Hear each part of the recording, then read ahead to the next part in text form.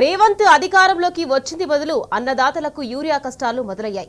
Urea బస్తాల కోసం గంటల తరబడి క్యూ లైన్లో నిలబడాల్సి వస్తుందని ఆవేదన వ్యక్తం చేస్తున్నారు అన్నదాతలు. ఇక మహబూబాబాద్ జిల్లా మరిపేడ ప్రాథమిక వ్యవసాయ సహకార రైతు ఆగ్రోస్ కేంద్రాల్లో యూరియా కోసం తెల్లవారుజాము నుంచే క్యూ లైన్లో ఉన్నామన్నారు. వందల మంది రైతులు లైన్లో నిలబడితే కొంతమందికి బస్తాలు దొరుకుతున్నాయని మిగతా రైతులు నిరాశతో వెనుదిరగాల్సి వస్తున్న పరిస్థితి. వానాకాలం పంటకే కాదు యాసంగి పంటకు తమకు యూరియా కష్టాలు తప్పట్లేదని కాంగ్రెస్ ప్రభుత్వంపై కర్షకులు కన్నెర్ర చేస్తున్నారు.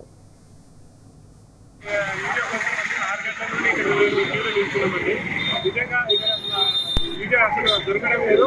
రైతులు చాలా ఆవేశంలో ఉన్నారండి. నిజంగా ప్రభుత్వం తీసుకుంటే ఎక్కువ యూరియా బస్తాలు తెచ్చేయాలి. ఇక్కడ నిజంగా రైతులు చూడండి, అది అటు సైడ్ కానీ ఇటు సైడ్ కానీ చూడండి.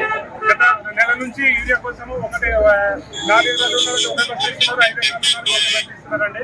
నిజంగా ప్రభుత్వానికి తీసుకుంటే ఇప్పటికైనా మేల్కొని ముందు చూసుకుంటే ఇప్పటికైనా బస్తాలు తెచ్చేయాలని కోరుకుంటున్నామండి. ఈ రైతు యొక్క ఆవేదన.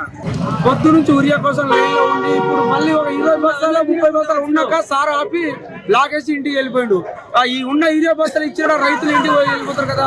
పనులు పెట్టి జనాలు ఎంత కష్టం ఉందో తెలుసుకోవాలి. ఇప్పుడు ఒకసారి ఏదైనా ధర అయినా చేయాలి రోడ్డు మీద వచ్చి, అయితే ఊరి అయినా దొరుకుతుంది అనుకుంటున్నాం మేము. అందరు ఇంకా ఈ జనాలు ఉండి ఇంత ఎమ్మెల్యేలు ఎంపీలు అందరూ యూరియా కోసం ఎవరు రైతులకు సహకారం చేయకుండా వెళ్ళిపోతారు.